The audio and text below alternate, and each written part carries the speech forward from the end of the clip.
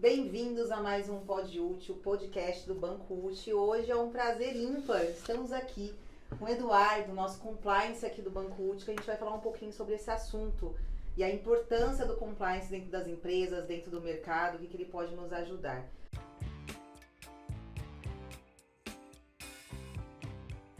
Mas para quem não entende ainda o compliance, que é um tema assim que é um pouco obscuro para alguns, a pessoa não sabe o que acontece. Qual que é a importância? O que é e qual que é a importância dele? Bem, Carol, obrigado pelo convite. É um prazer estar aqui com você.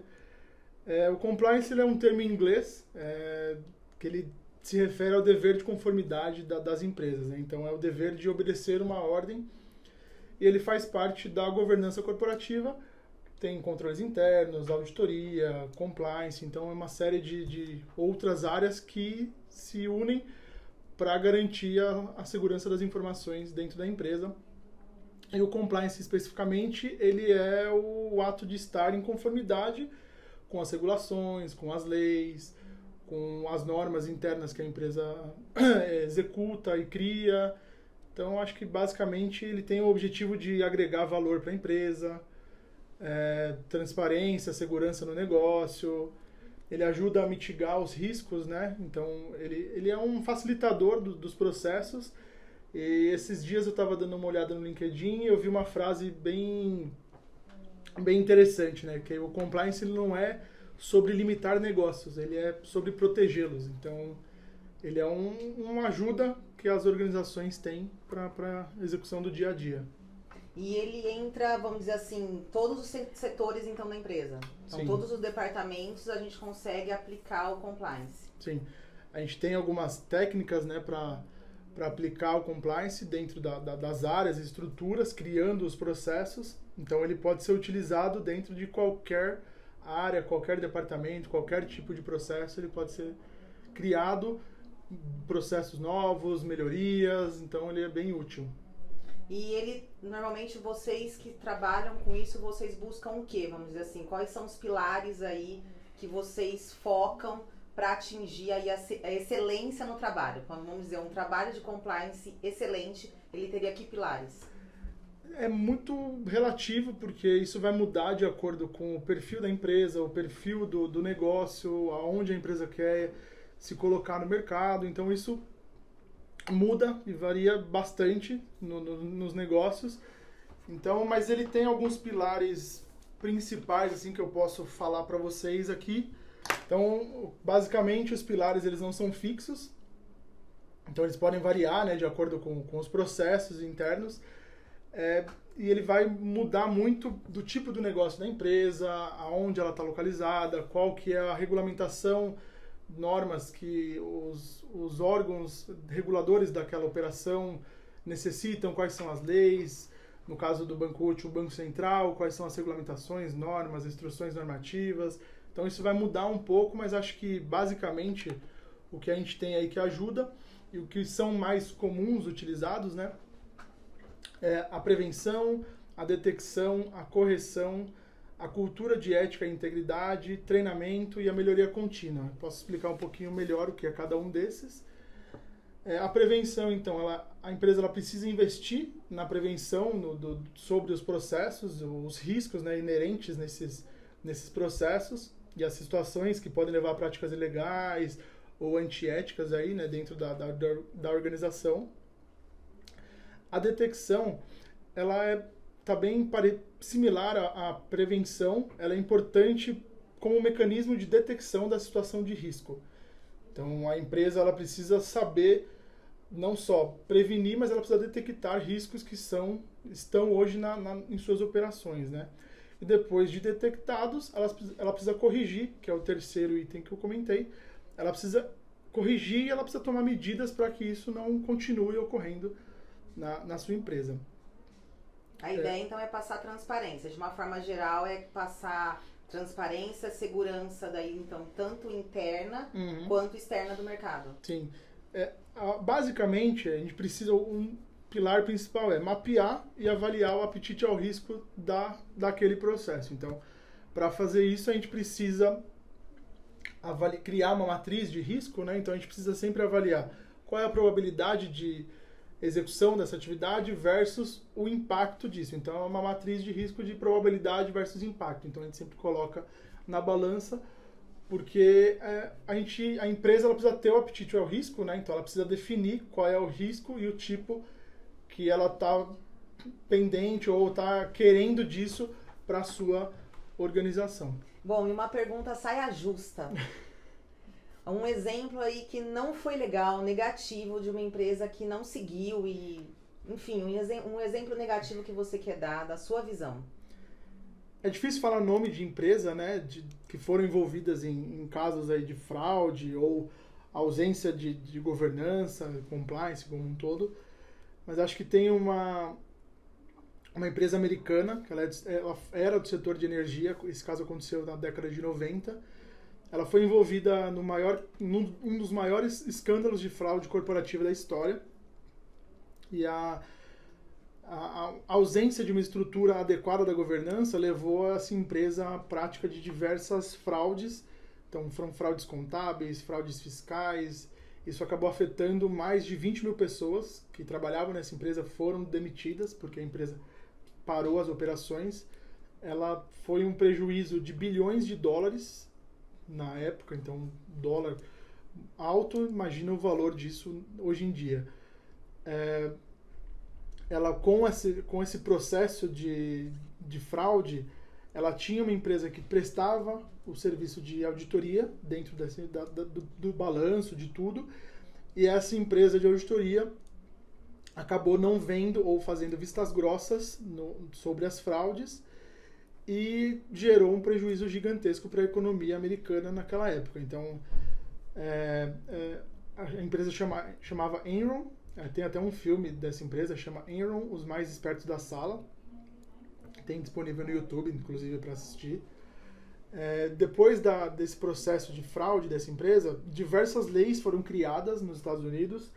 Uma dessas leis é a Lei SOX, que é uma lei de auditoria, e ela segue no mundo inteiro. Então, tem empresas no Brasil que fazem auditoria SOX, e essa SOX é só uma lei americana que ela dá um peso maior sobre as ações dos diretores e acionistas das empresas. Então, eles são corresponsáveis pelas operações e tudo que eles fazem. Então, todo esse processo com essa empresa acabou gerando a falência dessa empresa da Enron em 2001, e a falência da auditoria interna era a Arthur Andersen em 2002, então era uma das maiores empresas de auditoria no momento, e ela acabou também sendo prejudicada e ela faliu. Então a gente tem algumas empresas brasileiras que estão passando por isso aí, ou passaram recentemente.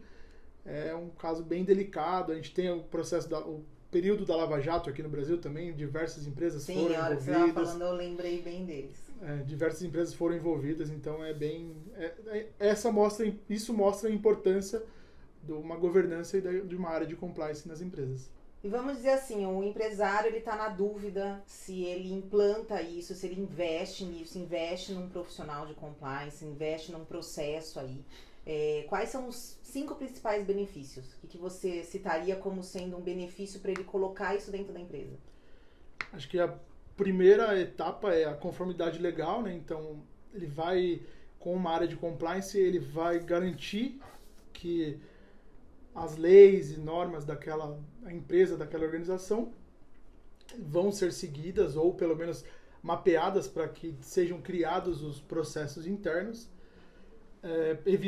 Com isso, né, a conformidade legal vai reduzir a probabilidade de sofrer penalidades, multas, processos ou qualquer tipo de sanção que possa prejudicar a continuidade dos negócios, né? Então, um outro ponto é a reputação e a imagem da empresa. Então, a área de compliance ela ajuda muito nisso, né? Então, com a adoção de práticas éticas, isso vai fortalecer a imagem da empresa no mercado, com os clientes, futuros investidores, parceiros, tudo. O aumento da produtividade, então, os colaboradores que trabalham num ambiente ético, eles tendem a se sentir mais motivados e engajados na execução do seu trabalho, né?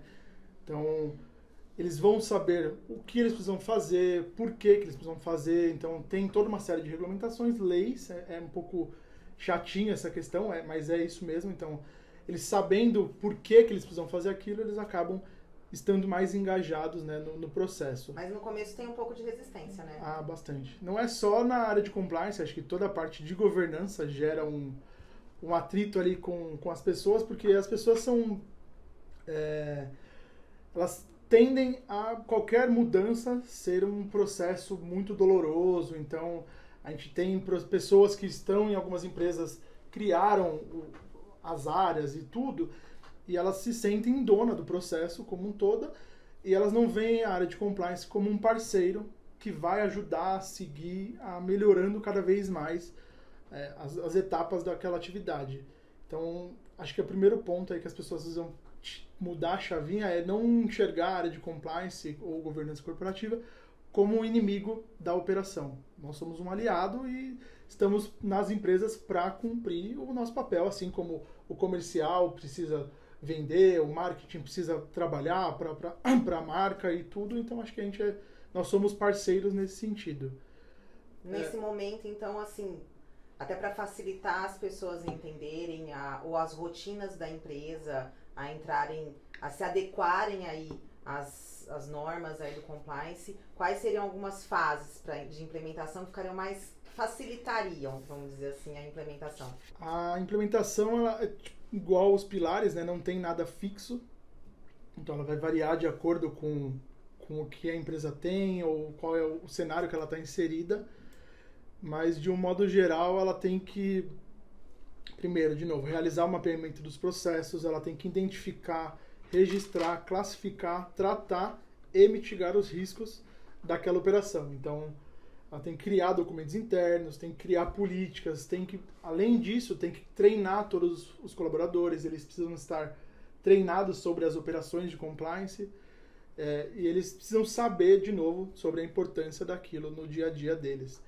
É importante, acho que, destacar que o programa de compliance, ele por si só não vai chegar a mitigar todos os riscos e mapear tudo.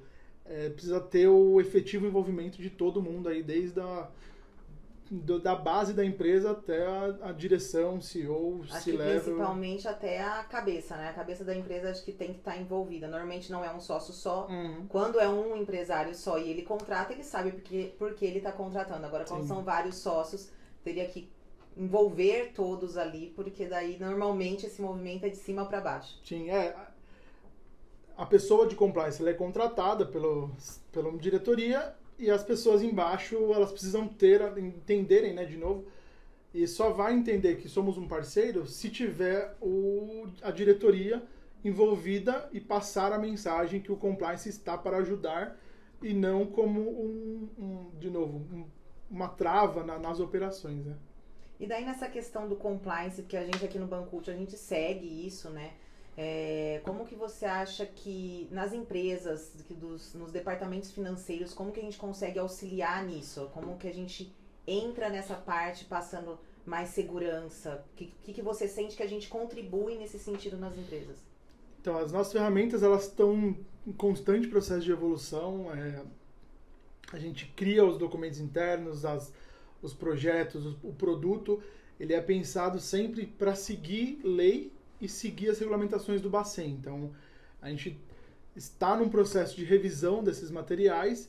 Isso, claro, é um grande aliado para as empresas, que a gente pode garantir que a gente tem o compliance nas nossas operações. Então, a gente tem um rastreio dos processos, das transações, a gente garante o pagamento do que estamos recebendo, os comprovantes são disponibilizados para todas as pessoas que têm acesso à plataforma, e isso pode ajudá-los nos processos de auditoria das empresas deles. E num cenário futuro, então, que está tudo se automatizando, então acaba entrando muito em concordância, né? Sim.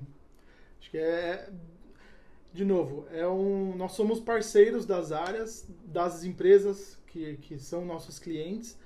É uma coisa importante ter essa garantia, e grandes empresas possuem, né? Compliance, governança, auditoria, controles internos. Então isso mostra o comprometimento do Bancout nessa questão. Se você pudesse traduzir aí o que você faz aí em compliance, colocar um valor aí que você entende como sendo um prioritário, qual que você nomearia como sendo, pra você, Eduardo, tá? Eu sei que às vezes talvez outro profissional vai escolher outro, mas pra você, qual que você escolheria como sendo um valor aí muito importante do resultado do trabalho que você faz? Eu acho que é a conformidade legal disso. Minha esposa até brinca um pouco que eu sou um pouco chato com algumas questões. Eu sempre faço muitas perguntas antes de decidir alguma coisa. E acho que eu tomo as decisões sempre com uma conformidade, seguindo um fluxo. E acho que a lei, para mim, é super importante nesse processo. Bom, foi um prazer, Eduardo, estar aqui. Quer dar um recado final pro pessoal que está nos ouvindo? Agradecer de novo pelo bate-papo. O Banco Útil está aí para ajudar todo mundo, e a área de compliance veio para somar, e estou à disposição sua, de quem precisar. Estou aí. Foi um prazer receber. Eu sou a Carol Minucci, do Banco Útil, e a gente fica por aqui hoje. Obrigada.